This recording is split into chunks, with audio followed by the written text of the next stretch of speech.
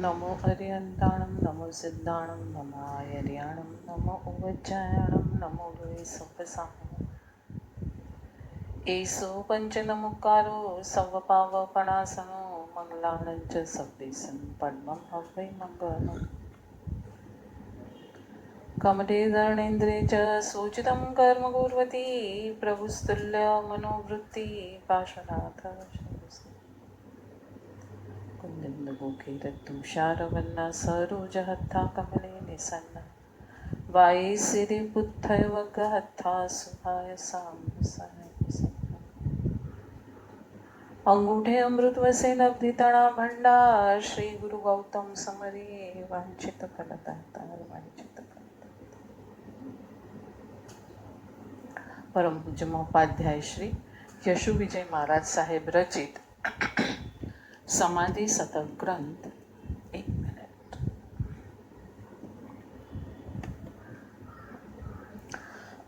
परम पूज्य महोपाध्याय श्री यशु विजय महाराज साहेब रचित समाधि शतक ग्रंथ અને તેના ઉપર પરમ પૂજ્ય ભક્તિ યોગાચાર્ય યશુ વિજય મહારાજ સાહેબ વિવેચન પરના સ્વાધ્યાયનો આજનો આપણો 85મો દિવસ છે. આજનો આપણો સ્વાધ્યાયનો 85મો દિવસ છે અને ગઈકાલે આપણે 96મી ગાથાને જોતા હતા, જેમાં જૈનપણું કોણ પામી શકે એની વાતની વિચારણા આપણે લીધી હતી કે જૈનપણું કોણ પામી શકે એની વાત આપણે વિચારતા હતા. એમાં મેઇન કડી એ આવી હતી કે આને જૈન કહીશું. આ સચ્ચાઈ પણ મોપાધ્યાય શ્રીજીની જ રચેલી છે.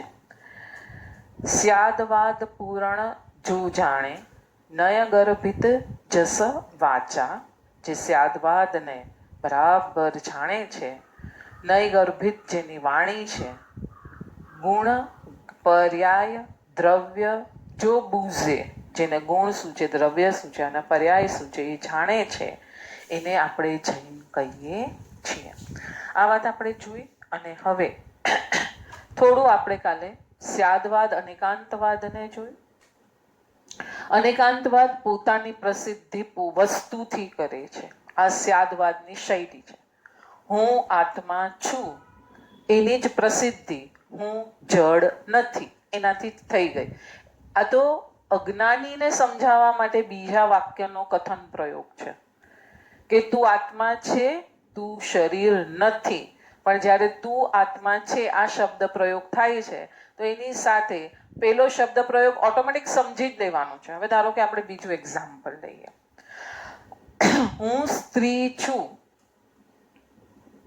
તો હવે મારે કોઈને કહેવું પડશે કે હું પુરુષ નથી. હું સ્ત્રી છું એ કથનની અંદર જ હું પુરુષ નથી એ સમાઈ ગયું છે. હવે એને સમજવા માટેની શૈલી જોઈએ. હવે સામાન્ય વ્યવહાર ભાષામાં તો આપણને આ બધી વસ્તુ સમજાઈ જાય છે કે આ ગળ્યું છે એટલે સમજાઈ ગયું કે આ ખાટું નથી, આ સફેદ છે એટલે આ કાળું નથી. તો આ તો વ્યવહાર ભાષામાં આપણને આ બધું સમજાઈ જાય છે. જ્યારે તત્વની વિચારણા કરવામાં આવે છે અને મોક્ષ માર્ગ પર ચાલવાની વિચારણા જ્યારે કરવામાં આવે છે ત્યારે આ કથન પદ્ધતિનો બહુ સુંદર રૂપે જેણે ઉપયોગ કર્યો છે એ લોકો આગળ વધી ગયા છે. હવે એનું એક એક્ઝામ્પલ લઈએ આપણે. હું અત્યારે ક્રોધ અવસ્થામાં છું ધારો કે, તો હવે જ્યારે હું આ શબ્દનો પ્રયોગ કરું છું, હું ક્રોધી છું, તો તું આત્મા નથી, તું જ્ઞાની નથી. આ શબ્દ આવ્યો કે નહીં કે તું જ્ઞાની નથી. જો હું ક્રોધી છું તો હું જ્ઞાની નથી.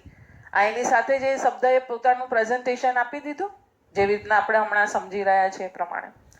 હવે ત્યારે જ્ઞાની જીવો પોતે વિચારણા લેશે કે હું તો આત્મા છું, હું તો જ્ઞાનમય છું, હું તો ચેતનામય છું, તો હું ક્રોધી કેવી રીતના બન્યો? તો કે હું ક્રોધી તો 3 કાળમાં હોઈ શકું જ નહીં. તો પછી અહીંયા જ્ઞાની ભગવાન તો વિચારણા રહેશે, જો હું 3 કાળમાં ક્રોધી હોય જ ન શકું, કેમ કે દરેક દ્રવ્ય પોતાના દ્રવ્ય ગુણ અને પર્યાય, કેમ કે આ ત્રણેયને સમજવાના છે. આપણે સ્યાદવાદને સમજી રહ્યા છીએ, હવે આપણે થોડું નયવાદને સમજીએ. તો અત્યારે અશુદ્ધ પર્યાયતારી દ્રવ્યની પ્રગટી રહી છે, તો દ્રવ્યાર્થિક નય, પર્યાયાર્થિક નય, આ બધા નયો સમજાવશે કે તું દ્રવ્યથી તો શુદ્ધ જ છે, પણ તારી જે પર્યાયમાં શું પ્રગટી રહ્યું છે, તારું અત્યારે અજ્ઞાન પ્રગટી રહ્યું છે. અત્યારે તને જે તારી વસ્તુ જેવી છે એવી માણવા મળતી નથી. આપણે પાછું એક સંસારી દ્રષ્ટાંતથી એને સમજશું. તમે ધારો કે માર્કેટમાંથી એપલ લઈને આવ્યા અને ત્યાં તમને કંઈ ચખાડવામાં આવ્યું હોય, ધારો કે જો આ એપલ આવું સાકર જેવું છે, સરસ છે, તમે લઈ જાઓ. તમે લઈને આવ્યા, હવે ઘરે આપણે સમારીને ખાવાનું શરૂ કર્યું. ધારો કે હવે એવું એપલ ન નીકળ્યું.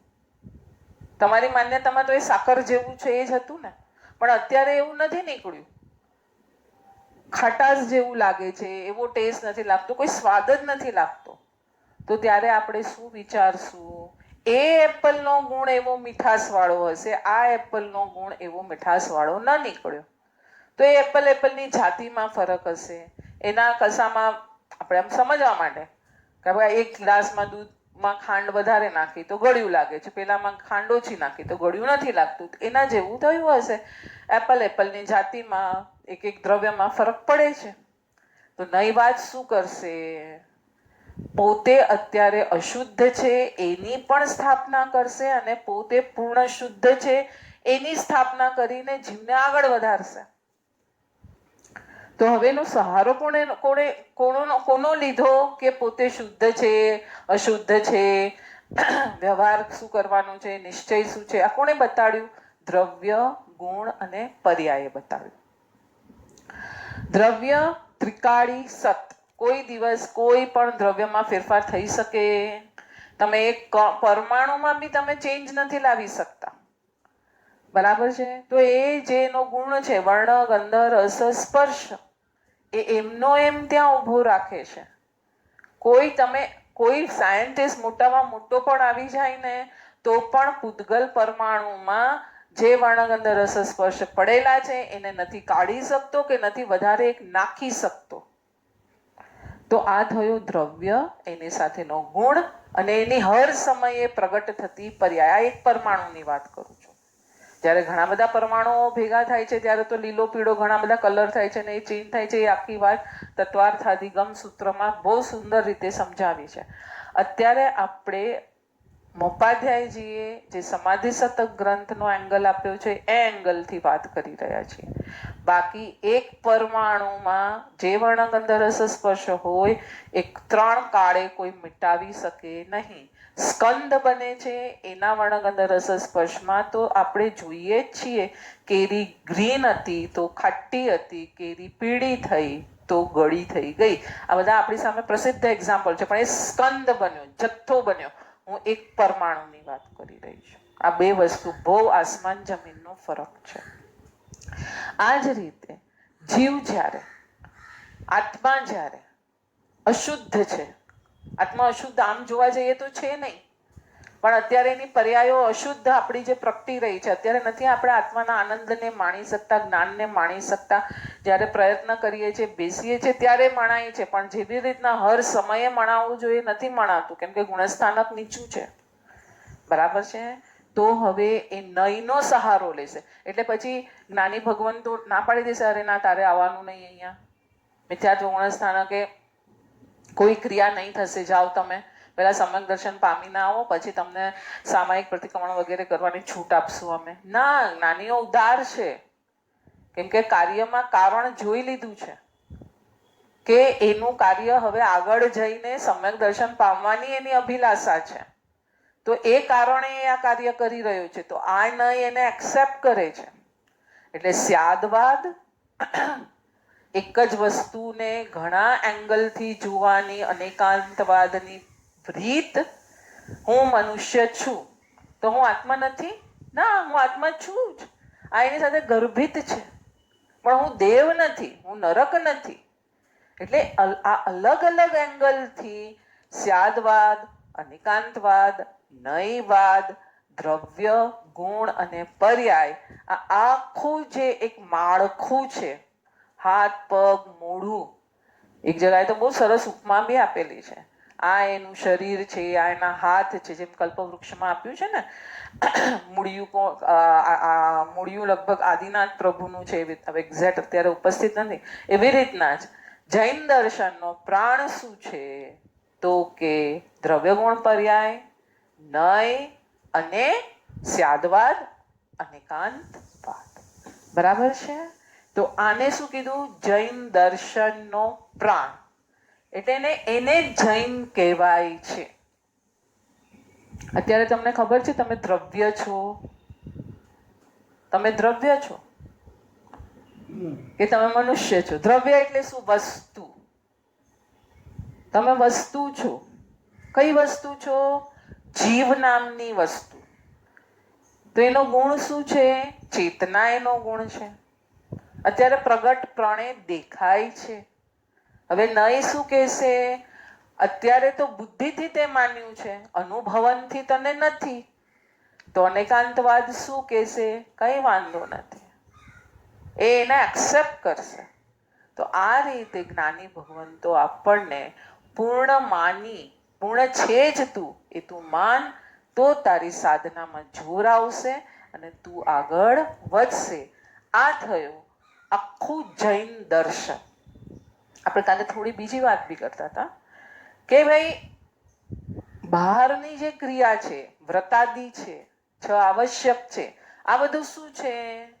આ તારા દ્રવ્યને, તારા નયને આગળ લઈ જવાનો પ્રોગ્રેસ છે. 7 નય છે તો એ 7th સ્ટાન્ડર્ડ છે. તું 1st સ્ટાન્ડર્ડમાં છે, 2ndમાં છે, 6thમાં છે, 7thમાં છે. એ તને બતાવે છે. શું બતાવે છે? તારી ક્રિયાનું ઇન્વોલ્વમેન્ટ, તારા મન વચન કાયાના યોગોની સ્થિરતા. આ એટલે બંને એકબીજાના પૂરક છે. પણ આપણે કહીએ કે હું જૈન છું અને હું ફક્ત આ ક્રિયા કરું. આપણે ધારો કે મારી ફ્રેન્ડ હોય, મુના સાથે અમે ડિસ્કસ કરીએ તો એ કે અમારા ઉપવાસમાં તો અમે આમ કરીએ, ફરાળી ખાઈએ. તો હું કહું ના, ઉપવાસમાં તો કાંઈ ખવાય જ નહીં. એટલે એના આધારે હું જૈનોના ઉપવાસમાં કંઈ ખવાય નહીં. એટલે આગળ શબ્દ શું આવ્યો? જૈન. એટલે જૈનોની ક્રિયા કંઈ અલગ પડી રહી છે. લૌકિક દર્શન કરતા લોકોત્તર દર્શનની બધી ક્રિયા અલગ છે. તો એ અલગ ક્રિયા પાછળના રીઝનમાં કંઈક તત્વ અલગ પડેલું છે. એ તરફ આપણે જઈએ, એને મોપાધ્યાયજી જૈન કહે છે.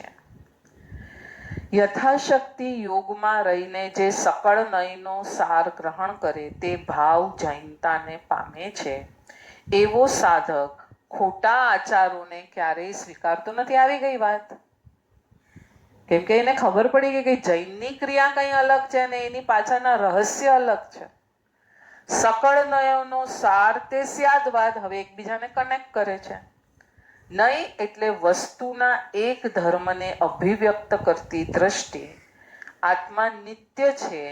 આ વિધાનમાં આત્માના અનંત ગુણો પૈકી એક નિત્યત્વ ગુણની અત્યારે વાત કરી. તો શું બીજા ગુણો નથી? ના, છે. પણ અત્યારે બોલવામાં તો હું એક જ બોલી શકીશ. આજે જમવામાં તમે મને પૂછો શું બનાવવાની છે, તો હમણાં હું પહેલે તો એક જ બોલી શકીશ ને, ગલકાનું શાક, દાળ, ભાત, આ તે જે બી છે એ હું બોલીશ. બરાબર છે? હું બધું સાથે બોલી શકું છું? ના. તો હું કહીશ ગલકાનું શાક, તો એની સાથે તમે સમજી જશો રોટલી બી છે, દાળ બી છે, ભાત બી છે, સેલડ બી છે, બધું તમે કેમ કે આ તો રોજનું રૂટીનનું છે. ખ્યાલ આવે? ખાલી શાકમાં વેરિએશન્સ આવવાના છે કે સેલેડમાં કે એમાં કશામાં વેરિએશન, બીજા કશામાં વેરિએશન્સ આવવાના છે. બસ એવી રીતના જ્યારે કહેવાય કે આત્મા અપેક્ષાએ આત્મા નિત્ય છે. હવે બહુ ફાઇન આવ્યું. પહેલું ક્લિયર થયું કે નય શું કરે છે? અરે સોરી, સ્યાદવાદ શું કરે છે? બધા નયોને માન્ય રાખે છે. હવે એક નય શું કરે છે? આપણે એક નયને પકડ્યો. એ શું કહે છે? આત્મા નિત્ય છે. તો હવે દ્રવ્ય ગુણ પર્યાય શું સમજાવે છે જોઈએ આપણે. અપેક્ષાએ આત્મા નિત્ય છે તો એ વિધાન સાપેક્ષવાદનું સૂચન બને છે. એ વિધાનનો અર્થ એ થયો સાપેક્ષવાદ.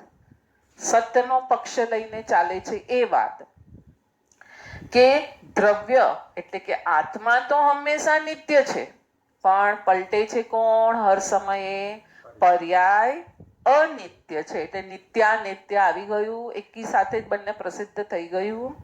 બસ, એટલે કઈ અઘરું નથી. જૈન દર્શનને સમજવું કાંઈ અઘરું નથી કે ભાઈ બધાને કેમ પરસેવો છૂટી જાય. નહીં તો કે ના ના ના, આપણું કાંઈ કામ નહીં ને સમજવામાં. દ્રવ્ય ગુણ પર્યાય, ના ના, બહુ અઘરી વસ્તુ. સ્યાદવાદ અનેકાંતવાદ, ના ના, બહુ અઘરું વસ્તુ. સાત નહીં, નિશ્ચય નહીં, વ્યવહાર નહીં, ના ના, અઘરી વસ્તુ. કઈ અઘરી વસ્તુ નથી. તારા આત્માની જ વાત છે. આપણને રાજકથા, ભક્ત કથા, દેશ કથા, આ બધી જે કથાઓ આપે છે, હા, એ તો બધી પરની વાત છે. એને તો કેટલી માણીને આપણે સાંભળીએ, કેટલા ઇન્વોલ્વ થઈ જઈએ. શું થયું? હા, શું થયું? આપણે સ્ટોરી નાના હતા ત્યારે સાંભળતા હતા, એક રાજાને આટલી રાણી હતી ને પછી શું થયું, પછી શું થયું, પછી શું થયું, પછી શું થયું. એમાં કેટલી ક્યુરિયોસિટી આપણને રહેતી હતી. હા, તો અહીંયા તારા દ્રવ્યની વાત છે. ઓ, હું આત્મા છું. અચ્છા, પછી શું છે? અચ્છા, એમાં નિત્ય ગુણ છે. અચ્છા, પછી શું છે? એમાં પ્રદેશત્વ છે, એમાં પ્રમેયત્વ છે. અચ્છા, એટલે શું? હા, આવી ક્યુરિયોસિટી આપણને કેમ એના માટે નથી થતી? 6 લક્ષણ એના આવા મેઇન 6 લક્ષણ છે. પછી અનંત ગુણોના નામ આવશે, પછી આટલી શક્તિઓ છે એના નામ આવશે, આ 8 મેઇન ગુણના નામ આવશે. તો એ આપણને આપણી કથા કરવાનું મન કેમ નથી થતું? જૈન એ છે જે પોતાની કથા માંડે. કઈ કથા? પછી શરીરની નહીં, સંસારની નહીં. કે ભાઈ અમે નાના હતા તો આમ કરતા હતા અને પછી આમ થયા અને પછી લાવે ને દોરી લોટો લઈને આવ્યા હતા ને એ કથાની વાત જ નથી. એ બી પાછી રાજકથા, ભક્ત કથા, એ બધી શરીરની કથા, એની વાત નથી. ચલો આગળ જઈએ. વ્યવહાર જીવનમાં પણ સાપેક્ષવાદ બહુ સરસ કામ કરી શકે. માણસ પોતાને સાચું માનીને, પોતાના દ્રષ્ટિ બિંદુને સાચું માનીને દોડતો હોય છે. બીજાના વિચારો સ્વીકારવા પણ તૈયાર થતો નથી. શું કે છે? સાપેક્ષવાદ બહુ સરસ કામ કરે છે વ્યવહાર જીવનમાં. એ પોતાને સાચો માની અને પોતાના દ્રષ્ટિબિંદુને પકડીને દોડે છે, ત્યારે બીજાના વિચારોને પણ સ્વીકાર કરવા તૈયાર થતું નથી. મોટા મોટા યુદ્ધો જે લડાયા એ કોના કારણે લડાયા? રામાયણ, મહાભારત, આ તો અતિ પ્રસિદ્ધ છે. પોતાના દ્રષ્ટિબિંદુના કારણે જ રચાયા કે બીજા કશાના કારણે રચાયા?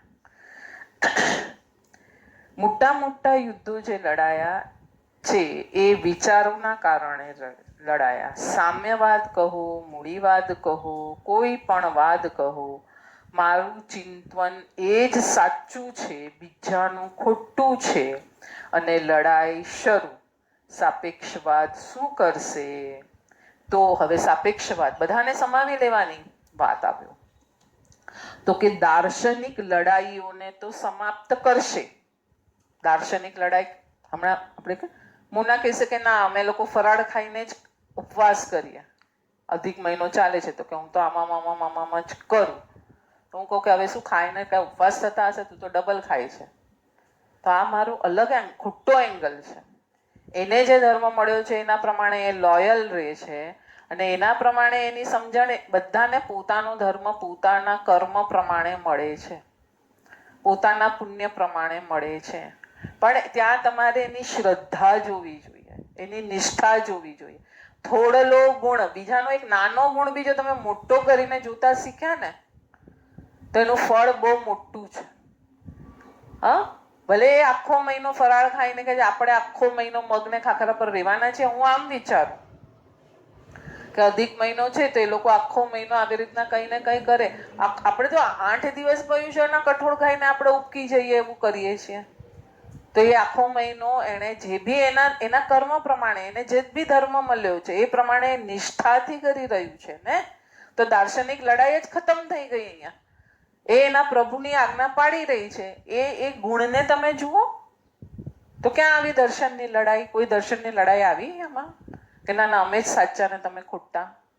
આ શું છે? તમારો અંદરનો અહંકાર આપણે પોષીએ છીએ. આગળ જઈએ. દાર્શનિક લડાઈની વાત તમને કહું સામાન્ય રીતે. સાહેબજીએ બહુ સરસ આખો પેરેગ્રાફ આપ્યો છે. નહીં, એક પેરેગ્રાફ નહીં, હા 2 પેરેગ્રાફ છે. જોઈએ આપણું કેટલું થાય છે. દાર્શનિક લડાઈની વાત તમને કહું સામાન્ય રીતે બૌદ્ધ દર્શન ક્ષણિકવાદ સ્વીકારે, એટલે કે ક્ષણે ક્ષણે બધું નષ્ટ થતું જાય છે એમ તે માને છે. એની પાછળની ભૂમિકા એ રીતે સમજાવાય છે કે બુદ્ધ સમૂહના માણસ હતા. એમની પાસે રોજ હજારો લોકો આવતા. એ લોકોને વૈરાગ્ય માર્ગે લઈ જવા ઈચ્છતા હતા. બુદ્ધ પૂછતા, તને કોના પર રાગ કરો છો? તમે માનો છો કે એ તો બીજી ક્ષણે છે જ નહીં, છે અને નથી. જો કેટલું ફાઇન સમજાવ્યું. તમે જે રાગ ઉત્પન્ન કરો છો એ પેલી ક્ષણે છે. હવે કાયમ રહેવાનું છે રાગ. 24 કલાક તમે રાગ રાગ રાગ રાગ, અને રાગ બી ધારો કે 24 કલાક બી રહ્યો કયું તો પણ વસ્તુ તો પલટાયા રાખશે. ઘડીકમાં તમને પાણી પર રાગ, ઘડીકમાં એપલ પર રાગ, ઘડીકમાં જ્યુસ પર રાગ, ઘડીકમાં ચા પર રાગ. એટલે જે ઈચ્છાઓ ઉત્પન્ન થાય છે, લાવો ચા પીએ હવે, લાવો જ્યુસ પીવું હવે, તો શું છે આ? તો રાગનો પલટો થયો કે નહીં? તો નાશ પામી ગયો કે નહીં? તો શું કહે છે? બુદ્ધ પૂછતા, તમે કોના પર રાગ કરો છો? તમે માનો છો કે છે, એટલે રાગ છે અત્યારે, એ તો બીજી ક્ષણે છે નહીં, છે અને નથી. પેલા હતો અને હવે નથી. તમે શી રીતે તેના પર રાગ કરી શકો? હેરાક્લતુ કોઈ હશે માણસ જ્ઞાની, એ બહુ સરસ વાત કરી છે. You can't step twice in the same river. બહુ ફાઇન. શું કહે છે? એ જ વાત બુદ્ધ પ્રભુએ પોતાના શબ્દમાં કહી, બધું પ્રવાહશીલ છે, કશું શાશ્વત છે જ નહીં, તો શાના પર રાગ કરવો? આપણે એને પર્યાય કહીએ છીએ, એ લોકો એને ક્ષણિકવાદ કહે છે. આપણે એનાથી આગળ દ્રવ્યને પકડ્યું કે એ શાશ્વત છે. બરાબર છે? એ લોકોમાં માન્યતામાં એ ન પકડાયું, એટલે જૈન દર્શન એક જ સ્ટેપ એનાથી આગળ ગયો કે દ્રવ્ય શાશ્વત અને પર્યાય નાશવત. એ લોકો પર્યાય નાશવત એને પકડી લીધી, એનાથી ધર્મ સમજાવ્યો. તો આપણામાં પણ એ તો લીધું જ છે. આપણે હમણાં જ વાંચ્યું કે પર્યાય હંમેશા અનિત્ય છે. હવે કપિલ વિશિષ્ટ વર્ગના માણસ હતા, અત્યંત બુદ્ધિજીવી, નિત્યવાદી માણસો તેમની પાસે આવતા. કપિલ કહેતા, બંધન મોક્ષ જેવું કંઈ છે જ નહીં. બંધન કોને હોઈ શકે? તમે તો શુદ્ધ ચેતના છો. તો જૈન દર્શન બી આપણો બી એક નહીં આ જ કહે છે, નિશ્ચયને આ જ કહે છે, તને કોઈ બાંધી ન શકે, તને કોઈ મારી ન શકે, તને કોઈ છેદી ન શકે, તને કોઈ કાંઈ કરી ન શકે. તું શુદ્ધ શુદ્ધ શુદ્ધ જ છે. અત્યારે ખાલી ઉપર આવરણ આવી ગયું. સૂર્ય તું પ્રકાશમાં છે. આજે કેટલા દિવસે પ્રકાશ આવ્યો? તો સૂર્ય જતો રહ્યો તો એ તો નિત્ય જ હતો. વાદળ આગળ આવી ગયું હતું. શુદ્ધ ચેતનાને કર્મનો લેપ લાગતો જ નથી. તમે નિત્ય મુક્ત જ છો. આવી 2 વિચારધારાઓ ચાલે. સાપેક્ષવાદે એ બંનેને સંતુલન એ રીતે કર્યું. જો હવે જૈન દર્શનની માસ્ટરી બતાવે છે. અપેક્ષા એ બુદ્ધની વાતો પણ સાચી છે, કારણ કે પર્યાયો પરિવર્તનશીલ છે. નાનો હતો, મોટો થયો, શરીર પણ પરિવર્તનશીલ છે. અને કપિલની વાત પણ સાચી છે કે આત્મા તો ધ્રુવ છે અને આત્મા જ છે, જેના આધારે પરિવર્તન ચાલ્યા કરે છે. પરિવર્તન ચાલે પણ કોના આધારે ચાલે? આત્માના આધારે ચાલે છે. કોઈ દ્રવ્ય તો છે, પાછળ તો કંઈક તો જોઈશે ને. તો બુદ્ધ પણ સાચા છે, કપિલ પણ સાચા છે. આ પ્રમાણે સાપેક્ષવાદ, જૈન દર્શન સાપેક્ષવાદ દાર્શનિક યુદ્ધોને સમાપ્ત કરે છે.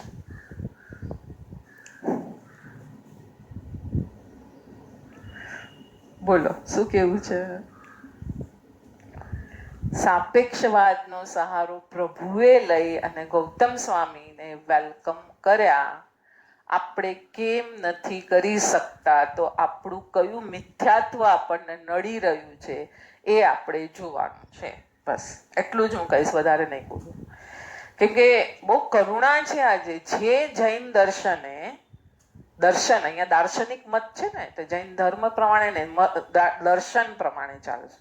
દર્શન એટલે તમને એક વિઝન આપે છે. આપણે કહીએ ને દર્શન જ્ઞાન ચારિત્ર, તો દર્શન શું છે? શ્રદ્ધા, એક વિઝન આપે છે તમને. જે જૈન દર્શને 6 દર્શનને સમાવી લીધા, બધા જ સત્ય છે એમ કીધું. અને આપણે જૈન ધર્મમાં ચાલો આગળ જઈએ. સામાજિક જીવનમાં હું સાચો છું, પેલો ખોટો છે, આના કારણે લડાઈઓ થાય છે. બે ભાઈ સાથે રહી શકતા નથી. કૌટુંબિક જીવન લડાઈઓથી ઘેરાયેલું છે. સાપેક્ષવાદ તમને તેમાંથી મુક્ત કરી શકે. સાપેક્ષવાદ મુક્ત કરશે. He may also be right and she may also be right. આ પણ સાચું, પેલું પણ સાચું. તમે બીજાના દ્રષ્ટિબિંદુનો પણ વિચાર કરી શકો. તમે જોઈ શકો કે આ રીતે પણ કેમ વિચારી ન શકાય. એક તમને નવો એંગલ મળે છે. ઓકે, તમે એને જોઈ શકો છો કે આ પ્રમાણેનું ચિંતન પણ કંઈ ખોટું નથી. આ રીતે જોતા તમે બધા ઝઘડા, બધા વૈમનસ્યનો અંત લાવી શકો છો. સાપેક્ષવાદ બહુ મજાની વાત છે. શું કે છે ગુરુજી? આ ગુરુજીના વિવેચનમાં આખું સુંદર જૈન કહે ક્યું હોવે એ સજાઈને ધ્યાનમાં રાખી અને 96મી ગાથાને ગુરુજીએ બહુ સરસ રીતે ન્યાય આપ્યો છે. બહુ, મારું દિલ એકદમ બહુ ફાઇન. આટલો આ એંગલ તમે અપનાવી લો કે તું સ્યાદવાદ, અનિકાંતવાદ, નયવાદ અને દ્રવ્ય કોણ પર્યાયથી જૈન દર્શનને જો. કેમ કે એ લોકોત્તર ધર્મ છે, લોકોત્તર દર્શન છે. પેલા દર્શન છે, પેલાના કાળમાં 6 દર્શનને ભણાવાતા ને છેલ્લે જૈન દર્શનને ભણાવાતું. એટલે એને બરાબર માન્યતા પછી ત્યાં જ પોતે નક્કી કરશે. ઓકે, આ તો ત્યાં તો અહીંયા સુધી આવ્યું, ત્યાં આત્મા નિત્ય છે ત્યાં સુધી બતાવ્યું. બૌદ્ધવાદમાં અનિત્ય છે એ બતાવ્યું. જૈન દર્શને તો નિત્ય અને અનિત્ય બંને બતાવ્યું. હવે એની શ્રદ્ધા કેવી થશે? હવે ક્યાં કામ કરશે? હવે કોઈ ખટપટમાં જશે કે આ કુગુરુ ને આ સુગુરુ ને આ મિથ્યાત્વી ને આ સમ્યક્ત્વી ને આ કરશો તો જ થશે ના. આમ આ શબ્દ પ્રયોગો, જે શબ્દ પ્રયોગો ચાલે છે ને આજકાલ, એની અંદર ભારોભાર અહંકાર અને મિથ્યાત્વ જ પ્રગટ થઈ રહ્યું છે. જૈન દર્શન તો જૈન કહો ક્યું હોવે, મારે તો જૈન થવું છે. અને જૈન દર્શનના બધા માપદંડો પ્રભુ વીરે આપણને આપી દીધા છે. અને મહાગુરુઓએ, જ્ઞાની ગુરુઓએ, પૂર્વાચાર્યોએ આપણી સામે ખોલી ખોલીને મૂક્યા છે. બસ એને માણો, બીજું કાંઈ કરવાનું છે નહીં. સાપેક્ષવાદ મજાની વાત છે. સાપેક્ષવાદ દાર્શનિક યુગમાં તો પ્રસ્તુત હતો જ, આજે તો વધારે પ્રસ્તુત છે. ગુરુજીની બી વ્યથા છે જ ને. આજે કૌટુંબિક યુગ ગણીએ તો એના માટે પણ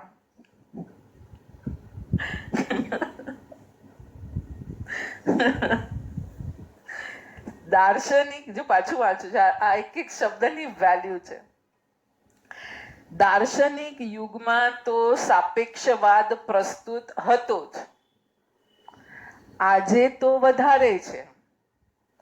આજે કૌટુંબિક યુગ ગણીએ તો તેના માટે પણ સાપેક્ષવાદ બહુ સરસ વસ્તુ છે. આગળ આપ્યું ને, એના દ્રષ્ટિકોણે બી વિચારીએ. શું કામ એને તોડી ફોડી મરડીને ફેંકી દઈએ? ખ્યાલ આવે છે? સરસ. હવે પછી આપણે કાલે 97મી ગાથામાં પ્રવેશ કરશું. જીનાના વિરુદ્ધ કાંઈ પણ બોલાયું હોય તો મેં છામે દુકડા સર્વે જીવ શાતામાં હશો. બધાની આરાધના સારી ચાલતી હશે. પ્રણામ. અમારી ચેનલ, યુટ્યુબ ચેનલ સ્વાધ્યાય બાય ભાવનાજીને પણ જરૂરથી સબસ્ક્રાઈબ કરશો.